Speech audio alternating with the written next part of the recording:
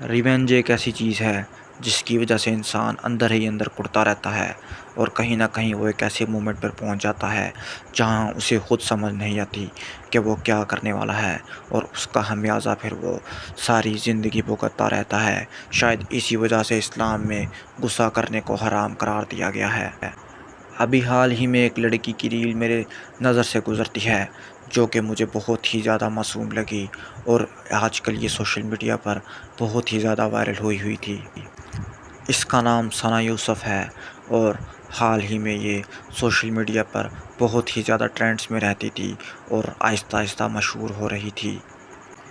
اس کا بولنے کا طریقہ بہت ہی زیادہ معصومانہ تھا، اور دیکھ کے کبھی بھی کوئی یہ نہیں سوچ سکتا کہ اس کی کسی سے دشمنی بھی ہو سکتی ہے کیا۔ لیکن کبھی کبھی آپ کو بھی نہیں پتہ ہوتا کہ ایگزیکٹلی آپ کے خلاف کون ہے، اور کوئی آپ کے بارے میں اس ٹائم کیا انٹینشنز رکھ کے بیٹھا ہوا ہے۔ ایسا ہی کچھ ثنا یوسف کے ساتھ بھی ہوا۔ ایک لڑکا جس کی عمر 22 سال ہے اور اس کا نام عمر حیات ہے، وہ کافی ٹائم سے ثنا یوسف کو کانٹیکٹ کرنے کی کوشش کر رہا تھا، کیونکہ وہ اس کے ساتھ دوستی کرنا چاہتا تھا، لیکن ثنا یوسف بار بار ریجیکٹ کر رہی تھی۔ پھر ایک دن تو عمر حیات 29 مئی کو فیصل آباد سے اسلام آباد آ گیا، اور ثنا یوسف کے گھر کے باہر 7 سے 8 گھنٹے ویٹ کرتا رہا، کیونکہ اس دن ثنا یوسف کا برتھ ڈے تھا، اور وہ ثنا یوسف کے دوستوں کے ساتھ مل کر اس کا یہ برتھ ڈے سیلیبریٹ کرنا چاہ رہا تھا۔ لیکن اس دن بھی ثنا یوسف نے عمر حیات کے 7 سے 8 گھنٹے ویٹ کرنے کے باوجود اس کو ریجیکٹ کر دیا تھا، جس کی وجہ سے وہ غصے سے آگ بگولا ہو کر واپس جا چکا تھا۔ لیکن یہ بات اس کے سر سے اتری نہیں تھی، اور وہ کچھ الگ ہی پلان کر رہا تھا جس کا شاید ثنا یوسف کو بھی اندازہ نہیں تھا۔ پھر 2 جون کو عمر حیات واپس آتا ہے اور اسی طرح سے اس کے گھر کے باہر ویٹ کرتا ہے، لیکن آج شاید وہ کچھ اور پلان کر کے آیا ہوا تھا۔ دوبارہ 7 سے 8 گھنٹے وہ ثنا یوسف کے گھر کے باہر ویٹ کرتا رہا۔ جیسے ہی اسے معلوم ہوا کہ اب اس کے گھر میں کوئی موجود نہیں ہے، اور اس کی مدر بھی باہر جا چکی ہیں، اور نہ ہی اس کا چھوٹا بھائی گھر موجود ہے، وہ اس کے گھر میں گھس گیا۔ اس ٹائم صرف اس کی آنٹی وہاں پر اس کے ساتھ موجود تھیں، اور 2 جون کو اس نے ثنا یوسف کو اس طرح سے جان سے مار ڈالا۔ اور شاید اس نے پہلے ریکویسٹ کی ہوگی، لیکن ثنا یوسف نے دوبارہ اس کی ریکویسٹ ایکسیپٹ نہیں کی وہاں پر، جس کے بعد اس نے سوچا کہ کیوں نہ اب ثنا یوسف کو جان سے ہی مار دیا جائے۔ اس کے بعد وہ ثنا یوسف کا موبائل لے کر بائیکیا کرا کر وہاں سے بھاگ چکا تھا، لیکن بعد میں پولیس نے اسے اسی موبائل کی مدد سے ٹریس کر لیا، اور پھر اسے پکڑ لیا گیا۔ اس میں بہت ہی زیادہ دردناک بات تو یہ تھی کہ یہ لڑکی محض 17 سال کی تھی، یعنی ثنا یوسف کی عمر صرف 17 سال تھی، اور 17 سال کی عمر میں کوئی کسی کو جان سے مار سکتا ہے۔ یہ بہت ہی زیادہ حیرانگی والی بات تھی، بہت ہی زیادہ دکھ والی بات تھی، کیونکہ اس لڑکی کا معصومانہ چہرہ دیکھ کر کوئی بھی نہیں سوچ سکتا کہ اس کی کسی کے ساتھ کسی بھی طرح کی دشمنی ہو بھی سکتی ہے۔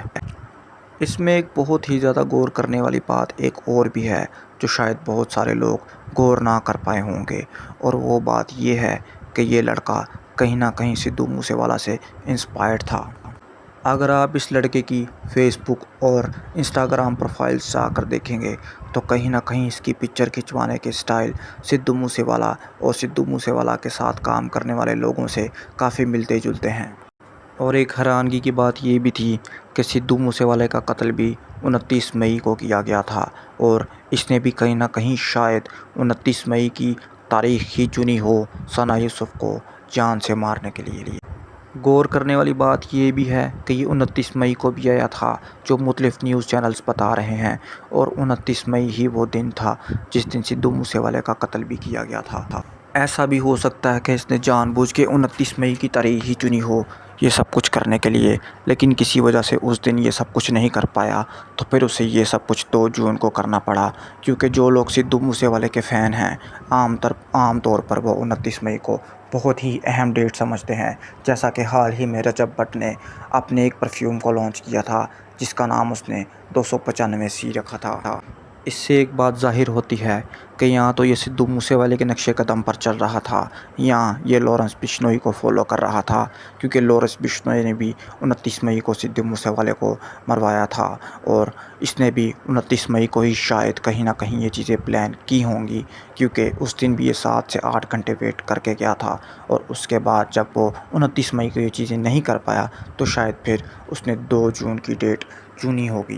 اگر آپ پولیس کی پریس کانفرنس سنیں گے تو انہوں نے اس میں یہ واضح بتایا ہے کہ 29 مئی کو بھی کافی گھنٹے ویٹ کرتا رہا تھا، جس دن ثنا یوسف کا برتھ ڈے تھا، اور اس کے بعد اس نے 2 جون کو یہ کرنا مناسب سمجھا۔